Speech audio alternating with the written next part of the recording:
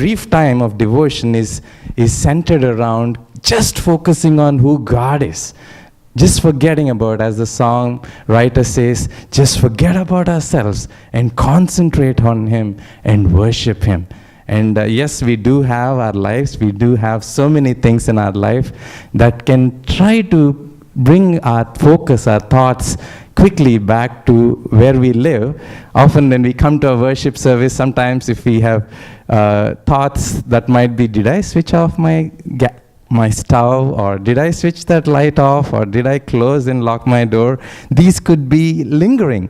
But our time of worship is where we would want to just let that time dedicated, focused on the very awe of wonder of this great God that we have, and see in Scripture, not to our own imagination and fantasy, but as seen in Scripture. So briefly, let's read the first 8 verses, and if you can stand with me for the reading of the word, just we would take 2 quick thoughts in the very attributes of our God, and then a small principle of worship that would be a blessing to us as we remember this psalm.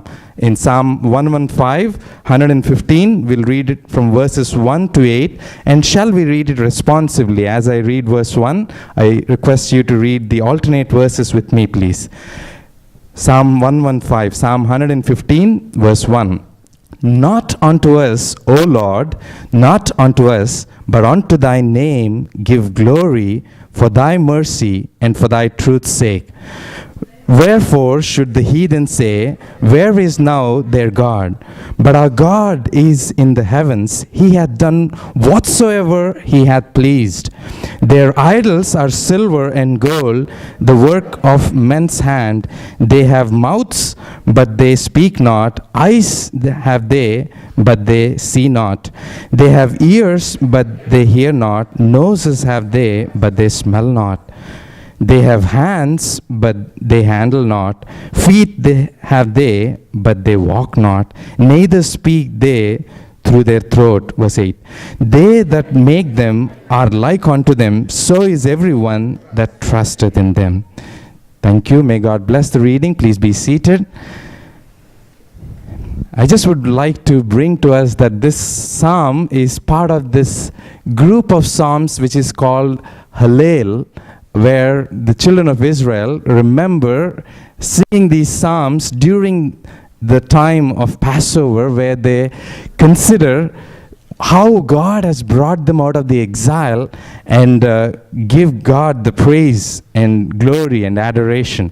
And so when we take note of this psalm talks about a possible situation of an interaction between the children of God, the children of Israel to be specific, and with the people or the Gentiles, the heathen. And it begins to say, not unto us, O Lord, not unto us, but unto thy name give glory. Often if you just take an opposite of what that verse has to say, it is to say, unto us, O Lord, unto us belongs the glory.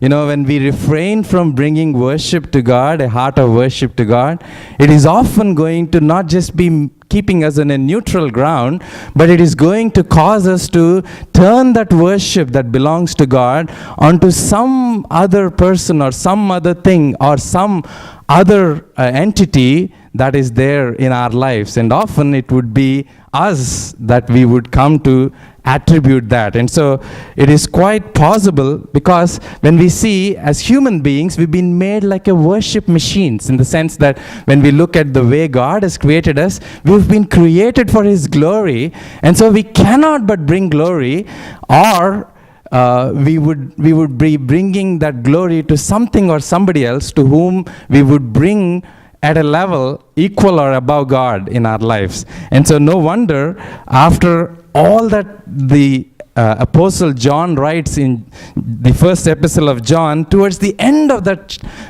first epistle, he says, little children, be away from idols, he says.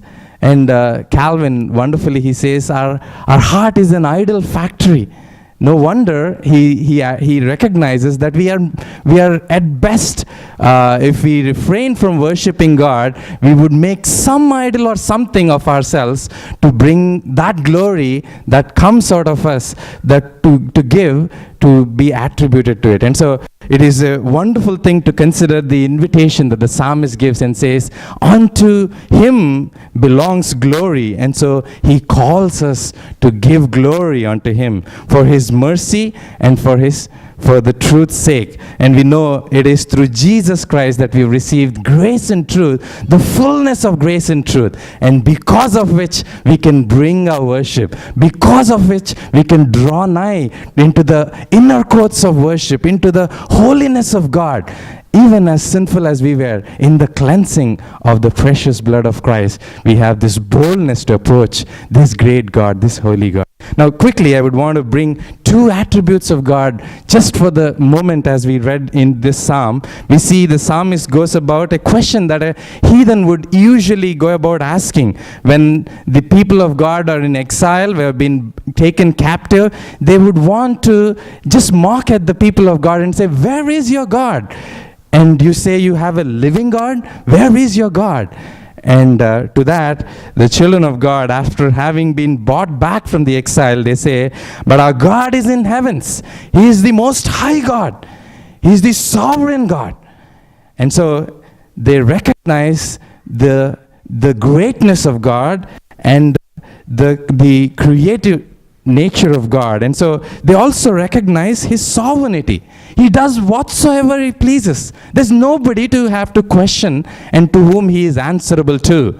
And so when they recognize that, the children of God, they attribute it to the real God, is the creator God and the God that they serve. Now quickly, in contrast to this most high God, the creator God, there is this creation that comes to receive this glory that belongs to God, and that is what the heathen have been doing, which is why they consider, the children of God consider from verses 4 to 7, the lifeless gods that the people of the Gentiles were serving, in contrast to a living God that they have. And so when we look at the attributes of the Most Highness, the El Elohim that we see in the Hebrew, and the creator God that he is, and that he is a sovereign God and he is a living God, they could not but give glory unto him, whereby they say, not unto us, O God, or O Lord, not unto us, but unto thy name give glory. And so this morning I just would want to have us consider this great God, the Most High, the Creator God, who has made us and has drawn us closer to himself in his Son, through his mercy, through his Son, the fullness of grace and truth that has come our way. We've been drawn nigh. We've been brought to this living God. We've been brought to serving a living God. And so I'll just close this time of devotion with one principle of worship that is just hidden in, I don't want to take it too deep, but just as we read verse 8, there is a principle of worship that is articulated very plainly. In verse 8 we read, they that make them are like unto them, so is everyone that trusted in them. You know, one attribute of worship is that what we worship is what we are going to be becoming like, or what we will be made like. And so, you know, today, if you are worshiping a living God, there is life that would be added to our lives. And as we worship God in the very person of Christ, there is a transformation that we see as we are being changed into the likeness of his Son, our Lord Jesus Christ. This is a principle. And so when the heathen worship the idols which have no life in them, that is what they would end up to be. And so when we look at this beautiful aspect of worship as to how God has given us this immense privilege to worship him, it is amazing to see that this holy God, this most high God, and this sovereign God would allow us to come and worship him and be full, so that we would reflect his glory. In for eternity onwards, our privilege is that we would reflect his glory, changing onto the glory that as we read in 2 Corinthians chapter 3, the last verse, verse 18, it says, this is how we are being translated day in and day out by His grace. And it is a completion of that wonderful transformation that we see. Let me read that for us. 2 Corinthians chapter 3, verse 18. But we all, with open face, beholding, as in a glass, the glory of the Lord, are changed into the same image, from glory to glory, even as by the Spirit of the Lord. And so, as we take note of this, I just would want to have us consider these few words of encouragement, to take a moment as we close our eyes in response to this great God and this wonderful privilege of worshiping our God, who is a living God, who is amidst His people, who receives glory and honor, and who is enthroned on the praises of His people. We